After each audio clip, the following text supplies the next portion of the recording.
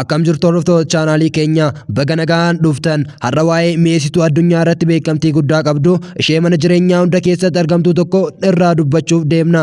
Eeyyee waa'ee jinjibilaa. Biqiltuun kun mi'eessituu qofaa miti, mana qorichaa fi humni ishee dinqisiisaadha. Har'a bu'aalee fayyaa jinjibilaa dinqisiisoo ta'an 10 ragaalee qorannoo saayinsii waliin wal qabsiifnee isiniif qabannee dhufneerra. Jalqaba irratti chaanaalii kanaaf haaraa yoo taatan subscribe godha. Viidiyoo kanallee like share gochuudhaan hanga dhumaatti nu waliin tura.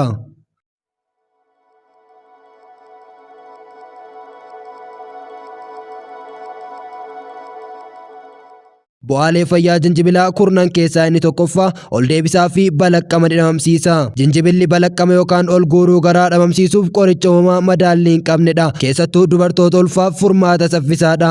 Ragaan saayinsii maal jedha?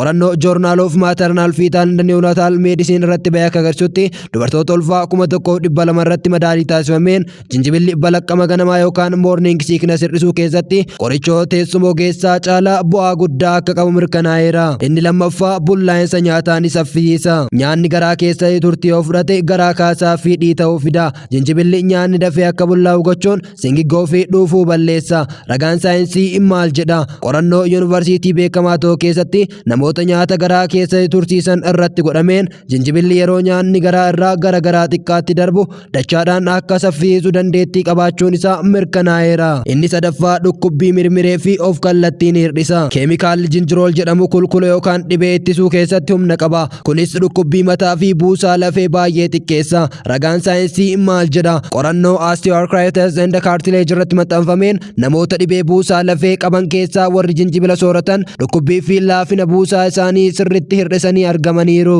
Inni afuraffaa qufaa fi uttaalloo ni fayyisa. Yeroo qorri nama qabu yookaan qufaan jiru shaayii jinjibilaa ho'aa dhuguun qoonqoof boqonnaa kenna. Akkasumas vaayirasii ittisa. Inni shanaffaa immoo madaallii sukkaara dhiigaa ni to'ata. Qorannoowwan akka agarsiisanitti jinjibilli dandeettii qaamaa insuliin fayyadamu dabaluun sukkaara dhiigaa gadi buusa. Kunis dhibee sukkaaraa ittisuuf gargaara.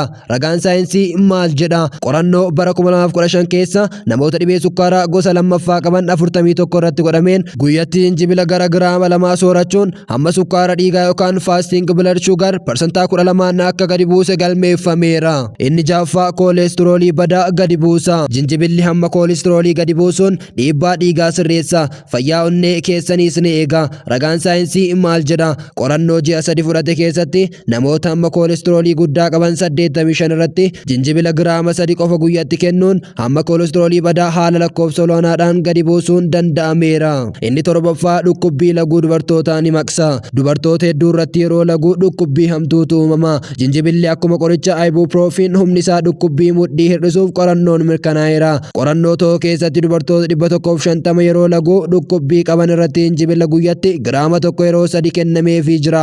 Bu'aan isaa akka agarsiisutti jinjibilli qorichoota dhukkubbii dhabamsiisan kan akka ibuprofenii fi mafenomic acid jedhaman waliin humna walqixaa agarsiiseera. Inni 8ffaa hir'ina ulfaatina qaamaaf ni gargaara. Jinjibilli meetaboolizimii yookaan humna nyaataa gubuu qaama keenyaa ni dabala. Kunis cooma gubuu fi ulfaatina qaamaa to'achuuf baay'ee gargaara. Ragaan saayinsii maal jedha? Xiinxala qorannoowwan hedduu bara 2019 keessa godhameen jinjibilli ulfaatina qaamaa mudhii dhiphisuu fi dandeettii cooma gubuu keessatti bu'aa adda ta'e qabaachuun isaa saayinsiin mirkanaa'eera. Inni 9ffaa dandeettii ittisa dhibee qaamaa yookaan immuunitii ni cimsa. Antioksidantis baay'ee of keessaa qaba. Kunis qaamni keenya dhibee adda addaa irraa akka of ittisu gargaara. Bu'aalee fayyaa jinjibilaa isa 10ffaa fi inni dhumaa fayyaa sammuu fi dandeettii yaadachuu ni dabala. Jinjibilli dhiitoo sammuu keessatti uumamu ittisuun dandeettii yaaduu dabala. Akkasumas dhibee irraanfannoo yookaan alzaayimers irraa nama eega.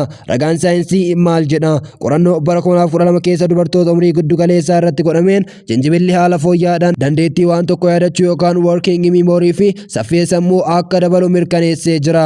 Ilaame jinjibilli waan salphaa miti. Guyyatti xiqqoo shaayii keessan keessatti yookaan nyaata keessan keessatti naquun fayyaa keessan dachaadhaan jijjiiruu dandeessu. Qorannoowwan saayinsii hundi waan kana nuu mirkaneessu. Garuu yaadadha, waan kamiyyuu garmalee baay'isuun gaarii miti.